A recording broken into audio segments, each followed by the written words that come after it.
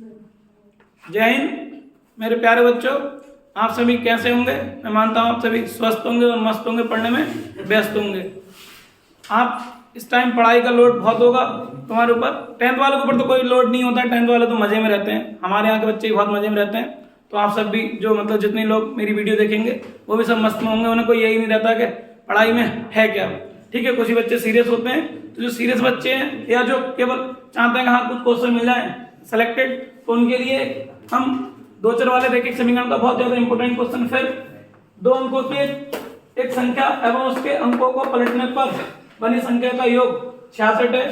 संख्या के अंकों का अंतर 2 हो तो संख्या ज्ञात कीजिए। तो एक क्वेश्चन आता है, ये अक्सर बोर्ड एग्जाम में मिल जाता है हमें। तो उसके लिए ये आपके लिए लेकर आए हम। तो इसे समझिए और बताइए कि कैसा आपको लगेगा और फीडबैक बताइए अपना। तो हम शुरुआत करते हैं। सबसे पहले हमें संख्या बनानी पड़ती है। क्या संख्या बनेगी? जब संख्या बन जाएगी फिर हम उसको उलट लेंगे। उलटने का मतलब होता है संख्या जो बनती है 2 अंकों से मिलकर बनती है। तो हम मानते हैं माना इकाई का अंक x और फिर दहाई का अंक y। तो हम संख्या बनाते हैं। तो ये बात आपको पता होगी, इकाई में 1 से गुणा करते हैं और दहाई में 10 से। दहाई का मतलब होता है 10। तो हम ये हो गई हमारी संख्या, ये बन गई। हमें ये फाइंड करनी है। लेकिन उनने फिर आगे कहा है उसके अंकों को पलटने पर। अंकों को पलटने मतलब दहाई की जगह इकाई, मतलब यहाँ पे हमारा हो जाएगा 22 और यहाँ हो जाएगा हमारा x। ऐसे हम मन मन में इमेज कर लेते हैं कि इकाई का अंक हो जाएगा हमारा 22 और दहाई का अंक हो जाएगा x। तो हम लिख देंगे उस अंकों को पलटने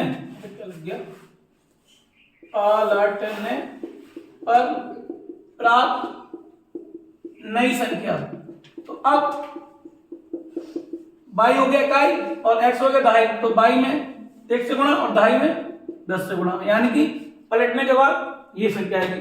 इकाई का जो होता है वो क्या होता है x प्लस 10y। मतलब इकाई में जब हमने x को इकाई माना था तो 1 से गुणा, और जब y को दहाई माना तो 10 से गुणा। इसी प्रकार जब हम अंकों को पलट देंगे तो y हो जाएगा इकाई और x हो जाएगा दहाई। तो x में 10 से गुणा और y में 1 से गुणा। तो हम लिखेंगे आगे क्या लिखा है, बनी संख्या का योग। मतलब इस संख्या का और ये संख्या जो बनी है इन दोनों का योग जो है वो कितना है 66 है। कितना है 66। यहाँ लिख देते हैं 80 क्यूब। तो ये आएगा हमारा x plus 10y plus y plus 10x कितना दे रखा है 66। x और 10x कितना हो गया 11x। 10 और y कितना हो गया 11y इज इक्वल टू 6। तो ये आ गया हमारा, पूरे को डिवाइड कर दो, x plus y is equal to 1166। एक समीकरण ये बन गई। दूसरी समीकरण में कोई टेंशन नहीं लेनी है, संख्या के अंकों का अंतर 2 है। ठीक है, तो हम मान लेते हैं अगेन 80 क्यूब। डायरेक्ट लिख देंगे अगेन 80 क्यूब। कितना दे रखा है x माइनस y बराबर 2। समीकरण 2 आ गई। इन दोनों को सॉल्व कर लेते हैं आसानी से और हमारा हो जाता है answer from equation first and second, यानी कि पहली और दूसरी समीकरण से। पहली समीकरण 1 व दूसरी। तो कितना आएगा x प्लस y बराबर 6 और x माइनस y बराबर 2। तो यह आएगा हमारा, इसको कर लेते हैं विलोपन विधि से।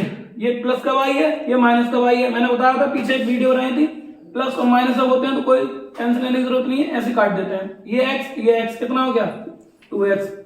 6 और 2 8, काट दो, x बराबर 4। x का मान 4 आ गया। ठीक है, अब लगा देते हैं हम समीकरण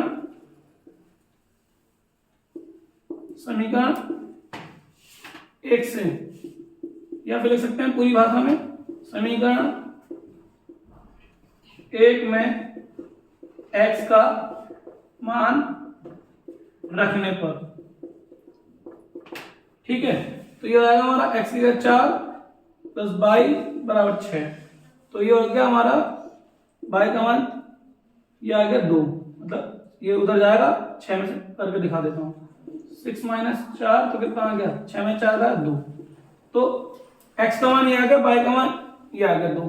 तो हम देखते हैं संख्या क्या निकल आती है हमारी संख्या। हम आंसर भी चेक करना बता देंगे। ये हो गया x ये कितना हमारा 4 प्लस 10 और y क्या 2, 10 दूनी 20, 24। ठीक है, अगर हम संख्या पलटने के बाद लगाते मतलब जो आती है तो कितना है, संख्या पलटेंगे तो y की जगह कितना हमारा 2 और ये 10 चौक 40 मतलब 42 हो जाता। देखो ये होता 42, तो देखो ये इकाई इस टाइम इकाई ये है और दहाई ये है, तो ये 42 आ रहा है। इस टाइम इकाई मतलब x को, इस टाइम इकाई हमने इसको माना है, इकाई माना है y को, तो ये 2 आ गया और दहाई माना है x को। पलटने के बाद तो हमारी 42 आ रहा है, और जब इस टाइम माना इकाई x को और दहाई y को तो हमारा 24 आ रहा है। मतलब आगे पीछे बस नंबर चेंज हुए हैं, ये 2 है ये 4 है, ये 2 है ये 4 है। ठीक है, तो कहने का मतलब यही अंक आपस में पलट जाते हैं, लेकिन अब इनका टोटल करोगे आंसर चेक कर लोगे यहीं पे। देखो 42 और 24 कितना हो गया, 66 हो गया। बाद में हम चेक भी कर सकते हैं कि हमारा नंबर ठीक आया नहीं आया, जो ये टोटल दे रखा था। देखो ये 42 है और ये 44 है। ठीक है, तो ये आ गया 42 और ये कितना है, सॉरी ये 42 और ये 44, सॉरी 24, तो कितना आएगा 66 हो जाएगा। तो ये आएगा हमारा 66। हम चेक भी कर लेते हैं। और संख्या बनाने का बस ये रूटीन रखना है आपको, इकाई का अंक x बनाना है और दहाई का अंक y बनाना है।